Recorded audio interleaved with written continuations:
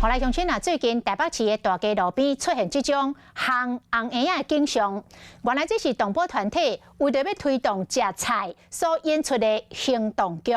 虽然全部拢是道具，但是也是互真侪人看甲真无爽快。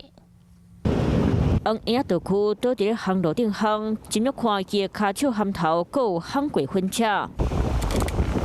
烘炉顶，阁有其他菜色，边仔豆子丝，阁撒胡椒粉，万领肉酱，万领调味。原来这是动保团体行动戏剧的假道具。不过烘红蚵仔这个画面，互人感觉有较超过。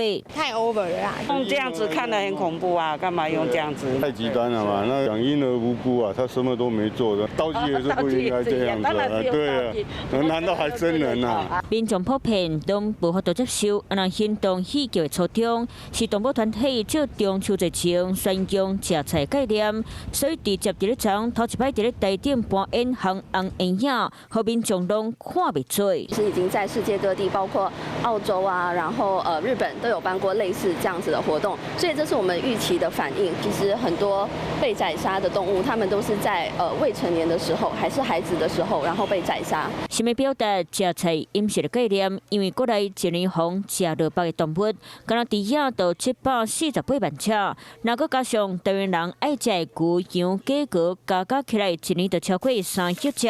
各家边讲，变成到中秋节卖销量拢会翻起几纳倍。我们往往去揭露很多畜牧场背后的这个虐待的真相的时候，反而因为大家会认为说画面太血腥，然后不敢看。